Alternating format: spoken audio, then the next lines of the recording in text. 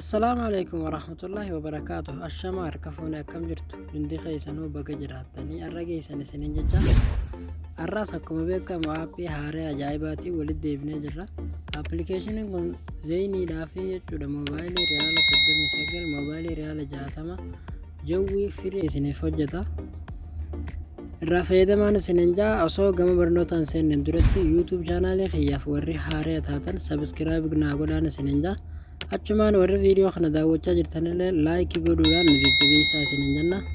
Egaa asumaan gara barnootaatti waliin dabarraa aappilikeeshinii pilaastoorii keessaa argachuu dandeessanii. Pilaastoorii keessaa erga galcheessaniin booda bakka seerchi jettu sanarratti barreeffama kana akkanumatti itti barreessitanii barreeffama kana ni argitan jeetii yaada. Egaa erga itti barreessitan booda haala kanaan seerchi gootanii kunoo aappilikeeshinii isuma qofaatu isinii dhufa.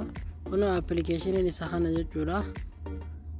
Seennee waliin laala amma gabbuufadhee waan hin qabuufu open irra dho'ineeti seenna. Aappilikeeshinii yeroo dura gasseentan tuqaa 3 gubbaa kanarratti gadhiitanii wanni isinii galuu qabu aappii shabakaa hunda yeroo gabbuustan abdeet godhuun dirqama jechuudha. Abdeet godhattanii aappiin gadi kayfiin otomaatikaalii abdeet ta'ullee ni jira. Kunoo amma asirra gadhiitanii abdeet godhattan jechuudha. Yoo abdeet hin godhin alaabaalee tana isiniin fidu waan ta'eef dirqama abdeet godhuu qabdanii erga abdeet godhattaniin booda ammallee asirra gadhiitan yeroo takkaaf hoggaachirra gadhiitaniin booda akkuma argitan kunoo zeenii firii hojjeta. Jawwiillee firii hojjeta. Kunoo zeenii firii hojjeta. Jawwiidhaas firii hojjeta jechuudha. Moobaayilii riyaala 39 kunis riyaala 39 moobaayilii riyaala 60 jechuudha. Akkasuma mallee yaaqoota firii ni hojjeta jechuudha. Zeenii firii ammallee kajalaa kanarratti ni hojjetan isinin jaa. Egaa amma zeenii irratti waliin ilaalla.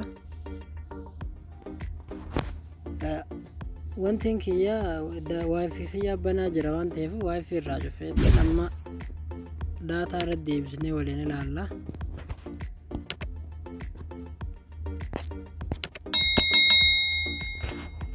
Kunoo akkuma argitan amma wifi irraa cufee jira. Kuni daataa banaa jira jechuudha. Erga haala kanaan fixattaniin booda asirra gadhiitanii bakka oof taatee jirtan on gootan jechuudha. Kunoo akkuma argitan aappilikeeshiniin amma on ta'ee jira. Qulfiinis gubbaa baatee jirti amma zeenii firii irratti jechuudha. Maashaallah sirriitti dalagaa aappiin kuni. Ammallee moobaayilii irrattis akka itti dalagu asumaan waliin laalla jechuudha. Amma irraa cufna. Moobaayilii riyaala 60 wifi namarraan hawwiladhee jiraane.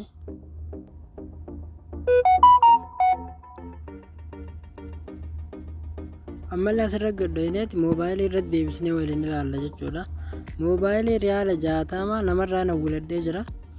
Amma asirra gadhiineeti daataa irraa cufnee waliin ilaalla akkasumatti ammallee. Egaa erga daataa amma irraa cufeetiin jira kunoo ni argitan wifiidhaa keessa jira. Amma on goone ilaalla akkasuma moobaayilii riyaala 60 jechuudha. Kunoo akkuma argitan moobaayilii riyaala 60 konnaaktii ta'ee jira jechuudha.